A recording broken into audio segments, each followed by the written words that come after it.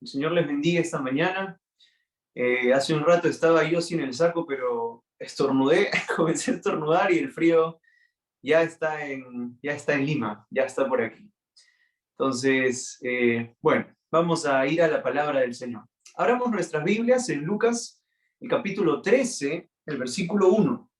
Lucas, el capítulo 13, el versículo 1. Y vamos a leer la palabra del Señor. Lucas 13:1 dice así: En este mismo tiempo estaban allí algunos que le contaban acerca de los galileos, cuya sangre Pilato había mezclado con los sacrificios de ellos. Respondiendo Jesús les dijo: ¿Pensáis que estos galileos, porque padecieron tales cosas, eran más pecadores que todos los galileos? Os digo, no. Antes, si no os arrepentís, todos pereceréis igualmente. O aquellos 18 sobre los cuales cayó la torre en Siloé y los mató, ¿pensáis que eran más culpables que todos los hombres que habitaban en Jerusalén? Os digo, no. Antes, si no os arrepentís, todos pereceréis igualmente. Dijo también esta parábola: tenía un hombre una higuera plantada en su viña, y vino a buscar fruto en ella, y no lo halló. Y dijo al viñador: he aquí, hace 3 años que vengo a buscar fruto en esta higuera, y no lo hay. Córtala. ¿Para qué inutiliza también la tierra? Él entonces respondiendo le dijo: Señor, déjala todavía este año, hasta que yo cabe alrededor de ella y la abone. Y si diere fruto, bien, y si no, la cortarás después. Vamos a orar. Padre, nos acercamos a ti en esta mañana, nos acercamos en el nombre de Jesús, como iglesia, como sede, como personas, hijos tuyos, que queremos escuchar tu palabra. Anhelamos, Señor, que tú hables a nuestros corazones. Y si hay alguien aquí que todavía no te conoce, que no ha tenido la dicha de recurrir a ti para su salvación, para su deleite, oramos que tú hables a su corazón, Señor. Que tu palabra entre en nosotros y haga la obra que tú tienes planificada, Padre, para cada uno de nosotros. Glorifícate en esta mañana y a lo largo de todo este tema. En el nombre de Jesús te lo pedimos, Padre. Amén. A partir de lo que hemos leído hoy, yo quisiera hablar de algunas características de la naturaleza divina, de tal manera que eso nos lleve a poder experimentar de Dios de una manera más rica. ¿Cómo es Dios? La naturaleza de Dios determina cómo Él nos trata y nos permite comprender su grandeza y su perfección en comparación de nuestra pequeñez y nuestra pecaminosidad.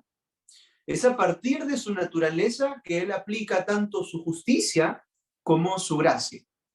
Y he de confesarles que preparar este tema ha enriquecido mi vida muy especialmente. Me ha hecho ver y conocer a Dios de una manera más profunda, y espero que así también suceda con todos nosotros en esta mañana. Pero en ese conocimiento yo también recordé lo siguiente, y es importante recordarlo y pedírselos en esta mañana. La riqueza de conocer a Dios en el estudio no debe quedar en teoría. Es decir, hoy no debe ser solo un tema, porque si no, la riqueza de Dios es incompleta y hasta inválida. Porque no vamos a experimentar la riqueza de Dios solamente de manera teórica. Dios se acerca al ser humano. Y la riqueza que Él tiene para nosotros se puede hacer tangible en nuestro día a día si nosotros vivimos de acuerdo a lo que conocemos de Él. Entonces, si nos quedamos en la teoría, la riqueza también se queda en la teoría. Ayer justamente, hoy día en la mañana recordaba, y creo que es un gran ejemplo para ahorita. Ayer, con mi esposa, con Ale, dijimos que cenamos y nos pedimos un club sándwich. Y entonces, en lo que uno busca el club sándwich, ¿no? En las aplicaciones de Rappi, de pedidos ya, yo descubro que tengo un descuento pues, en una de las aplicaciones, y digo, campeonamos ahí con el descuento. Y entonces uno ve viendo las fotos y uno se antoja y dice, qué rico este sanguchito con estas papitas. Pero si uno se queda en la foto y no pide la comida y no come la comida, ese qué rico se queda pues en su mente y en su paladar, y la boca se hace agua hasta que llega el sanguchito. Pero si el sanguchito nunca llega, usted no disfruta del sanguchito. Es lo mismo con Dios. Uno puede conocer a Dios, uno puede estudiar de Él, pero si uno no lo vive y no lo experimenta, la riqueza es incompleta y hasta inválida, porque no va a disfrutar de Dios realmente. Entonces, escuche hoy la voz de Dios y hágala. Haga la voz de Dios. En el pasaje que acabamos de leer, Jesús está rodeado de una multitud. Lucas posiciona este pasaje casi al final de lo que conoceríamos como el Sermón del Monte, al final, mejor dicho. No dice que es el Sermón del Monte porque en Lucas está distribuido de manera distinta, pero sí nos dice por pasajes anteriores que Jesús está rodeado de una multitud. Y dice el texto que ahí habían personas que estaban hablando de un suceso triste. Pilatos había matado a algunos galileos y los había matado en pleno acto de adoración. Por eso dice que combinó la sangre del sacrificio. Esta era una ofensa, pues, para los galileos, ¿no? Y entonces los comentaristas hablan de una ofensa grave. Y Jesús escucha y pregunta a los que estaban hablando de esto si ellos pensaban que este suceso se había producido porque su pecado era mayor que el de los otros ciudadanos. Es decir, ellos al parecer estaban conversando y diciendo que ellos eran más pecadores que otras personas. Y entonces con la pregunta de Jesús nosotros podemos deducir que, claro, ellos pensaban así. Ellos pensaban que la muerte de estos galileos, que el hecho que Pilatos los haya matado, era consecuencia de su mayor pecado, que su pecado era mayor que el de otros galileos, que el de otros ciudadanos. Y la respuesta es clara y directa para el Señor. No es así, sino que, note, todos los que no se arrepientan perecerán igualmente. Y para dejar claro el asunto, el Señor toma otro ejemplo reciente.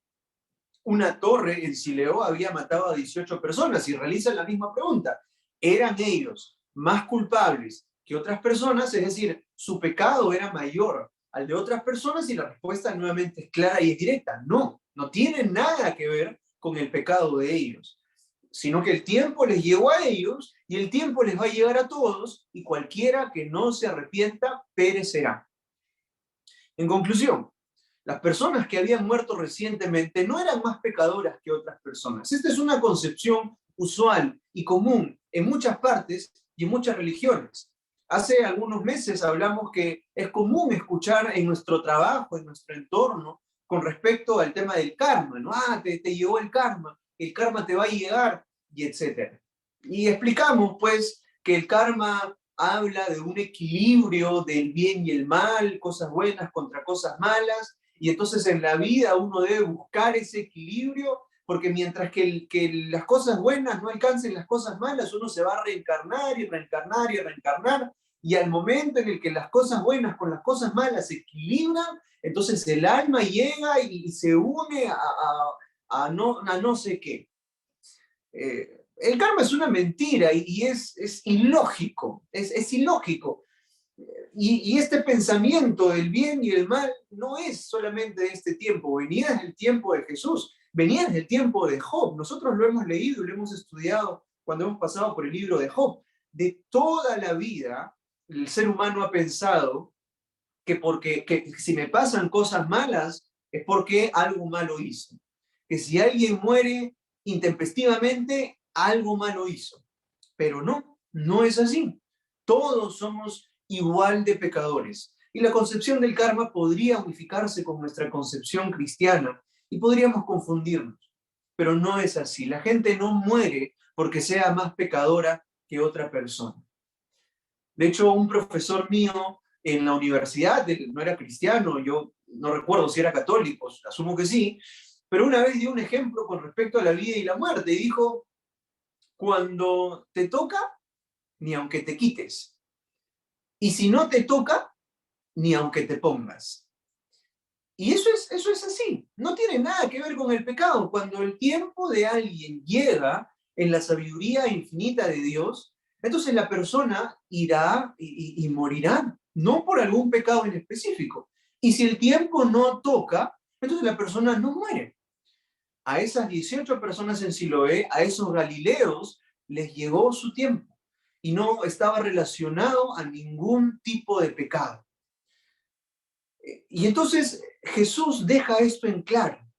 Y la respuesta entonces a la pregunta, ¿por qué murió esa persona? ¿Por qué murieron esos 18? ¿Por qué murieron esos galileos? No es que eran personas más pecadoras que otras, simplemente les llegó su situación, les llegó su tiempo que Dios determinó para su vida.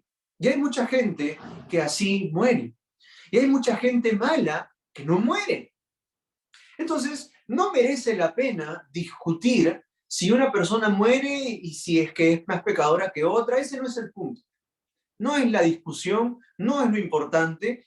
Nosotros no debemos detenernos a pensar que si el que murió ayer o pasado mañana y fortuitamente es porque hizo algo malo. No debemos pensar en eso.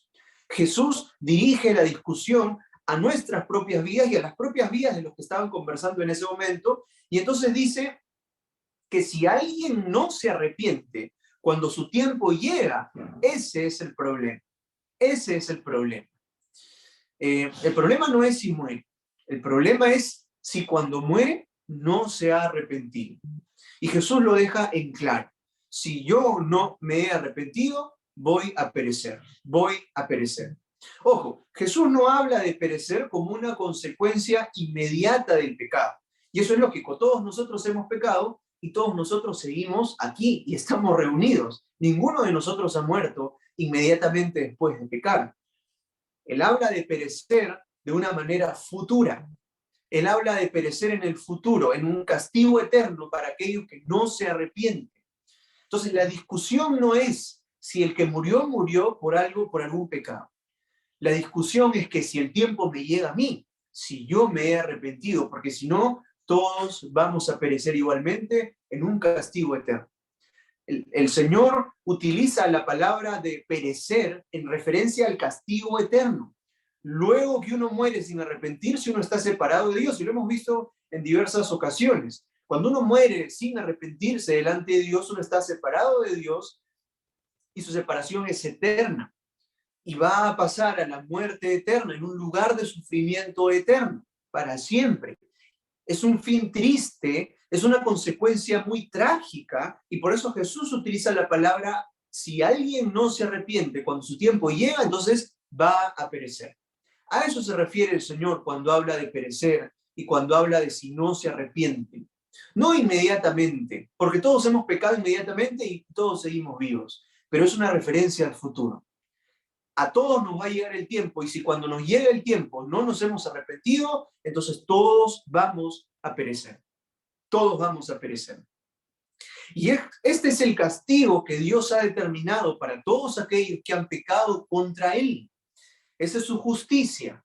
Y a partir justamente de ese castigo, de esa frase, de esas frases del Señor, de que si no se arrepienten vamos a perecer igualmente, a partir de ahí yo quisiera comenzar a explicar algunas características de Dios antes de pasar a la parábola, que es el punto central que quisiera que toquemos.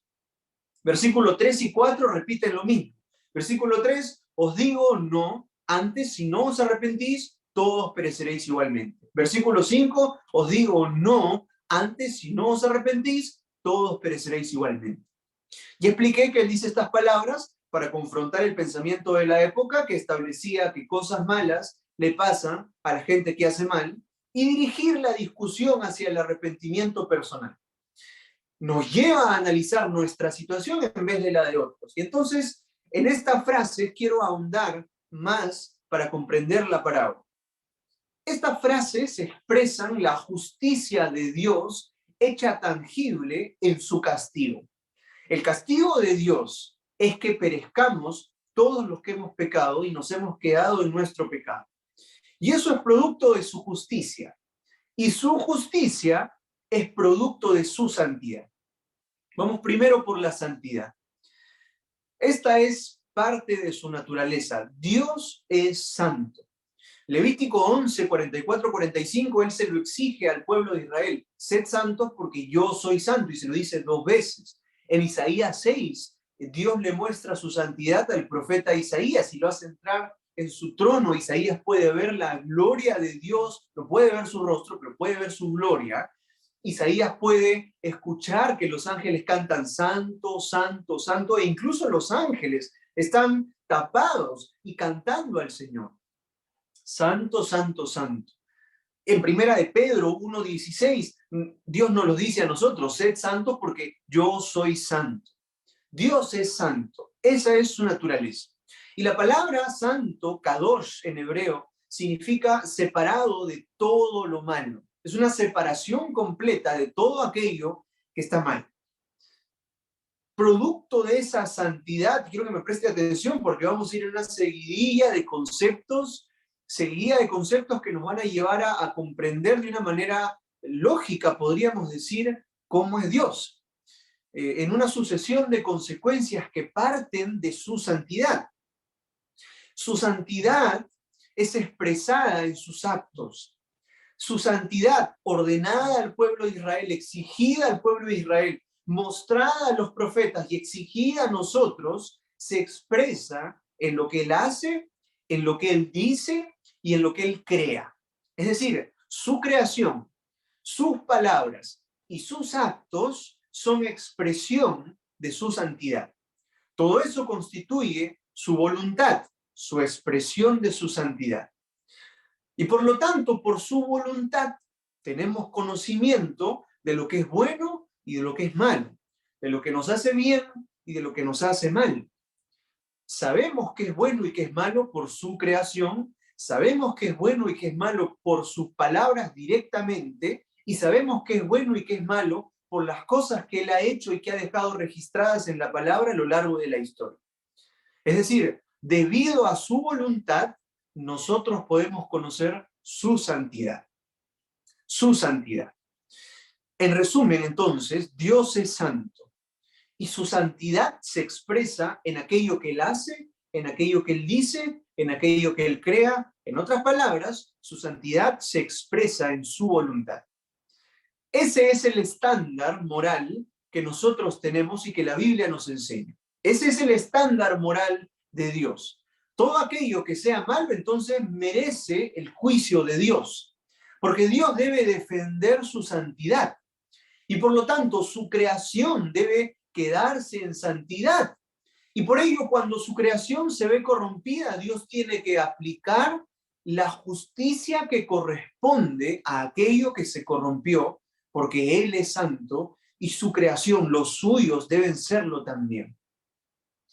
Entonces, a partir de esa santidad, determinamos lo que es bueno y lo que es malo, y Dios debe defender lo que es bueno. Por lo tanto, lo que es malo va a aplicarse la justicia, a lo que es malo se le va a aplicar la justicia de Dios. La justicia de Dios no es un concepto sin fundamento. El fundamento de la justicia de Dios es su santidad. Él no aplica justicia porque quiero hacer justicia, no. Su justicia se aplica bajo los estándares morales de Dios, su santidad, su perfección. Y por lo tanto, todo aquello que transgrede su estándar, que no alcanza lo que Él ha dicho, lo que Él ha creado, lo que Él ha hecho, entonces merece justicia. Justicia que se aplica en su castigo. Justicia que se aplica en su castigo. Cuando Él defiende su santidad mediante su justicia, lo que aplica es su castigo. Su castigo es justo, porque viene directamente desde su santidad. Entonces, al igual que con la justicia, el castigo de Dios no es un concepto que se puede separar de su santidad. Yo no puedo separar el castigo de Dios de la santidad de Dios. Así como no puedo separar la justicia de Dios de su santidad, no puedo separar el castigo de su santidad. Su santidad hace justicia y su justicia se aplica en el castigo. Son conceptos que no se separan, son inseparables. Dios no castiga por capricho, castiga porque es justo. Y Dios no es justo por capricho, es justo porque su naturaleza es santa. Tiene un estándar moral que es determinado para nosotros, es Él mismo el estándar. Por eso Adán y Eva tuvieron que ser expulsados del Edén, y por eso la paga del pecado es la muerte. Es un castigo justo porque su santidad lo exige. Dios castiga porque eso es justo, castiga el pecado porque es lo justo, y esa justicia proviene de su santidad. Y ese castigo es para todos. Y por esa razón Jesús dice, si no os arrepentís, todos pereceréis igualmente. Todos pereceréis igualmente.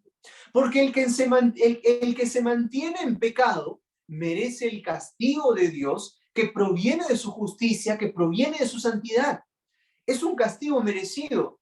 Todos pereceréis. No es como una amenaza, ¿no? Por si acaso, si no se arrepienten, van a perecer, ¿ah? Uno a veces puede amenazar porque quiere que alguien haga algo, porque yo quiero, ¿no? Si yo quiero que alguien haga algo, yo puedo amenazarlo, puedo decirle, haz esto, si no te va a pasar esto, si no te va a pasar el otro, pero Dios no es así. Lo que Dios hace proviene de su naturaleza justa. Y por eso Jesús dice, si ustedes no se arrepienten, se están quedando en pecado, todos van a perecer. Es un castigo justo. El que se mantiene en pecado está en contra de la santidad de Dios y condenado a morir. Y por eso los que murieron o los que van muriendo no tienen nada que ver si han pecado más o menos. Todos están condenados a la muerte eterna si no se arrepienten. Ellos murieron porque les llegó su tiempo de morir y así le puede pasar a cualquiera en cualquier momento.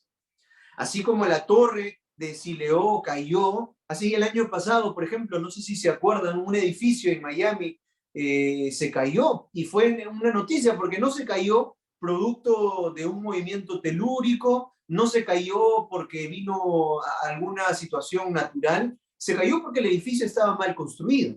Fue un evento totalmente fortuito para los que estaban viviendo ahí y 98 personas murieron. ¿Hicieron algo peor que personas de otro edificio? No, les llegó el tiempo, nada más. Así mañana yo me puedo subir a un taxi y el taxi puede chocarse. A mí me pueden atropellar mañana y yo no hice nada malo.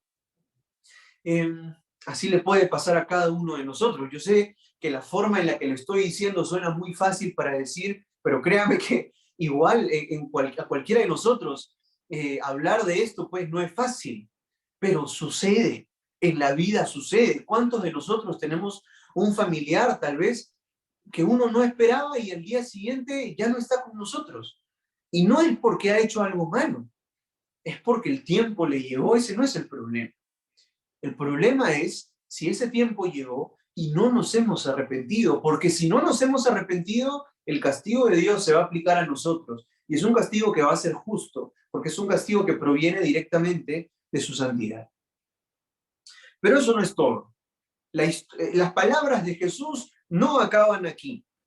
Yo sé que en su Biblia la parábola está dividida por un título, ¿no? Parábola de la higuera estéril. Y eso podría hacernos pensar que la parábola de la higuera estéril pues está separada de las palabras anteriores, pero no, están juntas. De hecho, hay otra traducción que creo que muestra un poco mejor el sentido de continuación de la parábola y comienza de esta manera. Y les dijo. No simplemente que dijo en cualquier momento. Esta traducción es la NBLA. Y dice, y les dijo también esta parábola. Y entonces esta parábola está unificada a lo que Jesús acaba de decir. Si no se arrepienten, entonces todos pereceréis igualmente. Eso es lo que acaba de decir el Señor. Y ya leímos al inicio la parábola. La parábola habla de un dueño de una viña que viene a buscar fruto en la higuera y ya ha venido por 3 años consecutivos. La higuera da fruto anualmente, entonces él ha venido al final de cada año por los últimos 3 años y en ningún momento él encontró el higo. Entonces cuando tocaba, no había, ya iban 3 años, y entonces el dueño agarra y le dice al viñador, ¿sabes qué? Córtalo. Aparte que está inutilizando la tierra, no me da fruto. Esta es una analogía para lo que acabamos de ver. ¿Sabe qué? No da fruto, no hay arrepentimiento, córtalo. Todos pereceréis si no se arrepienten. A todos nos va a llegar el tiempo, si no nos arrepentimos, vamos a perecer. Esto es justo. Era justo para la higuera que no daba fruto. Si no me da fruto ya por 3 años, en un trabajo de todo el año, para que al final del año no dé fruto, entonces, listo, no hay nada más que hacer, la cortamos, es lo justo. Pero hay un personaje que le da esperanza por un tiempo a la higuera y es el viñador. Y el versículo 8 dice, él entonces respondiendo le dijo, Señor, déjala todavía este año, hasta que yo cabe alrededor de ella y la abone. Y si diere fruto, bien. Y si no, la cortarás después. Y aquí quiero hablar de otras características de la naturaleza de Dios. ¿Por qué? Porque el viñador lo que muestra es la paciencia de Dios. Y la paciencia de Dios viene de su gracia, viene de la gracia de Dios. El concepto de la santidad de Dios no está separado del concepto de la gracia. Gracia, amor, bondad, tanto como santidad son parte de Dios. No las podemos entender de manera separadas y en muchos casos no las vamos a poder entender de manera junta porque Dios es infinitamente inentendible. Pero su santidad y su gracia se unen para que nosotros podamos tener tiempo de arrepentirnos. Y entonces cuando nos arrepentimos, la santidad suya, Él nos la hace nuestra en Jesús y nos va santificando para participar de su santidad, para ser justos en Jesús, no en nosotros, en Jesús. Y esa es la gracia de Dios, santidad, gracia. Ahora vamos a hablar de la gracia. La gracia de Dios es también parte de su naturaleza, tanto como su santidad.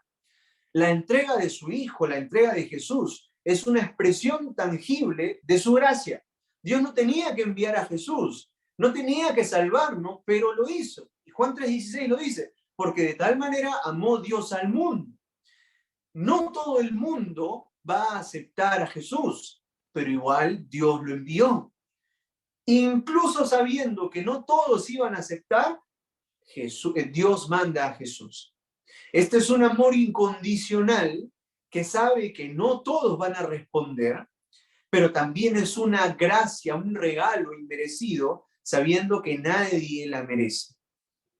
La gracia de Dios se expresa en actos inmerecidos. Ya que Dios es santo, debe aplicar justicia a todo lo que no es santo. Eso es justo. Y por eso Él no tiene ninguna obligación de ofrecernos una oportunidad, ni siquiera de darnos un tiempito, pero Él lo hace. Por eso una de las expresiones de su gracia es su paciencia. La palabra de Dios habla de la paciencia de Dios. Su paciencia es expresión de su gracia. El viñador, al decirle al dueño, oye, dame un año para trabajarla, le está diciendo, espérame, por favor, un añito más. No tienes por qué. Tú puedes cortarlo ahorita porque ya van 3 años, pero dame un añito más. No hay por qué esperar un año más. Pero el viñador pide ese año. Pide ese año. La paciencia de Dios es expresada en el acto, en la petición de este viñador. Ahora es bastante, no sé si rara es la palabra, pero es algo muy interesante y quisiera que notemos lo siguiente. El viñador pide tiempo, incluso con la seguridad de que la higuera no iba a dar fruto. En la historia de Jesús, el viñador está seguro que la higuera no va a dar fruto. La forma en la que Lucas escribe los condicionales del versículo 9 es una forma donde se puede vislumbrar la seguridad de que no va a haber fruto. Hace algunos meses también les compartí que en el hebreo hay tipos de condicionales. Para nosotros los condicionales son, si es que pasa esto, son incertidumbre, ¿no? Sí, esto puede pasar como no puede pasar. Pero uno a veces internamente sabe que no va a pasar. En el griego, ese internamente es expresado en las palabras. Hay 3 tipos de condicionales. Un condicional donde uno afirma lo que está diciendo, un condicional donde uno está seguro que no va a pasar, que afirma la falsedad de su declaración, y un condicional que es condicional, que es una incertidumbre. Entonces el versículo 9 dice, y si diere fruto, bien. Este condicional es del tipo de incertidumbre.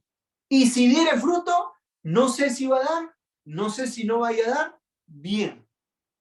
Pero luego dice, y si no, la cortarás después. Y este es un condicional donde afirma lo que condiciona. Es decir, él está diciendo, la higuera no va a dar fruto. Es como si él dijera, y si no, porque no va a dar fruto, la cortas después.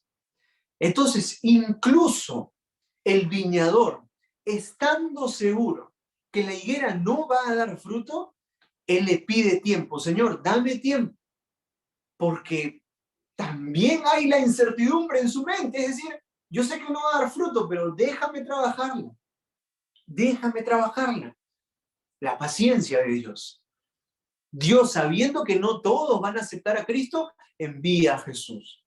Sabiendo que no todos van a llegar a sus pies, Él tiene paciencia y espera. Él espera y espera. Dios es paciente. Y esa paciencia es una expresión de su gracia. Sí, todos van a perecer si no se arrepienten, pero hay tiempo. Arrepiéntanse. Ese es el sentido de la parábola. La declaración tajante de Jesús, si no se arrepienten, todos pereceréis, es justa. Pero la parábola también muestra la paciencia de Dios, tanto como su justicia. Como si Dios dijera, voy a aplicar mi justicia, pero todavía tienes tiempo para arrepentirte. Pero la paciencia tiene un límite. Fíjese en la parábola, hay tiempos específicos en la parábola, incluso al ser una historia inventada. Se señala que el dueño ha venido por 3 años y el viñador pide 1 año más. Hay otras parábolas que no señalan tiempo de manera tan específica. Ahora, no estoy diciendo que estos años significan o simbolizan algo, es decir, si no me arrepiento hoy día, de acá a 1 año va a venir mi tiempo. No, eso no significa. Significa que hay un tiempo determinado. No es, tienes todo el tiempo del mundo. No, hay un límite. En la historia inventada es 1 año. En nuestras vidas, Dios solamente lo sabe. Pero hasta hoy estamos vivos, tenemos tiempo. Tenemos tiempo. El tiempo se acaba. El tiempo se acaba. Sí, Dios es paciente, pero hay un momento determinado para esa paciencia y ahora hay tiempo para arrepentirse. Hoy mismo podría terminar su tiempo. Hoy mismo, mañana, no lo sabemos. Algunos no quisiéramos conversar de esto, pero así podría ser. Y el problema no es que termine. El problema no es si termina hoy, de acá a 3 horas, de acá a 5 meses, de acá a 50 años. Ese no es el problema. El problema es que si llega y usted no está arrepentido, Dios es paciente, pero su paciencia tiene un tiempo. Arrepentirse lo va a librar de padecer eternamente. Porque cuando usted se arrepiente y recurre a Cristo, Cristo murió por sus pecados. Él ya pagó ese castigo que vimos hace un rato. Y entonces viene y nos ofrece y nos dice, yo ya pagué tu castigo, ¿ah? Puedes venir a mí y no perecer. Arrepiéntete, tú eres pecador, tú debiste pagar, sí, pero yo lo pagué. Arrepiéntete, cambia tu forma de vida, ven a mí, yo puedo ayudarte, yo puedo cambiarte y vivir en tu corazón y llevarte a Dios, lo más importante. Tú puedes disfrutar de esa relación con Dios, pero arrepiéntete, si no vas a perecer. Y si usted se arrepiente, ese Jesús viene a vivir en usted y lo hace justo. Él murió en su lugar. Él murió por sus pecados. Él recibió el castigo que cada uno de nosotros debimos haber recibido. Pero si Él no vive en usted, usted va a tener que pagar. Arrepiéntase. Este es el tiempo. Hay tiempo. Hay tiempo. Recurra a Cristo mientras hay tiempo. Y si lo hace, ese viñador, el viñador de la parábola, va a comenzar a trabajar en usted, de tal manera que su poder va a dar fruto en usted. ¿Quiere arrepentirse? ¿Quiere hacerlo? Vamos a orar. Cada uno acérquese al Señor en oración. Yo sé que hay muchas cámaras apagadas y yo no puedo verlos. Y no puedo ver si están orando o manos levantadas como en la iglesia, pero si a usted allí personalmente quiere acercarse al Señor en arrepentimiento y entiende que usted es pecador y que es justo el castigo que Dios tiene preparados para los que no se arrepienten, acérquese a Dios y dígale, Señor, perdóname, límpiame. Entiendo que soy pecador y me arrepiento. Vengo a Cristo y te pido perdón. Y Él va a venir a morar en su corazón. Él va a responder si esto es de su corazón. Es en arrepentimiento y es fe, creyendo que Él lo puede hacer. Si usted se arrepiente, el viñador va a venir a vivir en su corazón y le va a dar fruto. Y usted va a estar pegado a Él, disfrutando de sus beneficios, de su perdón, de su gracia, de su santidad. Porque cuando estamos en Cristo, su santidad se disfruta y su gracia se disfruta. Padre, tú conoces los corazones de aquellos que se están arrepintiendo delante de ti. Tú ven y haz morada en sus corazones. Tú obra en sus corazones, Señor, de manera que ellos vean tu poder, vivan de tu mano y se deleiten en Dios y te sirvan y se alegren en tu presencia y disfruten de tu santidad y de tu gracia y de tu amor y de tu bondad y de tu corrección como padre a hijo. Te pedimos, Señor, que tú obres en ellos. Y oramos que sigas edificándonos el resto de este culto y de cada domingo, Señor. Sigue enseñándonos más con respecto a ti. En el nombre de Jesús oramos. Amén.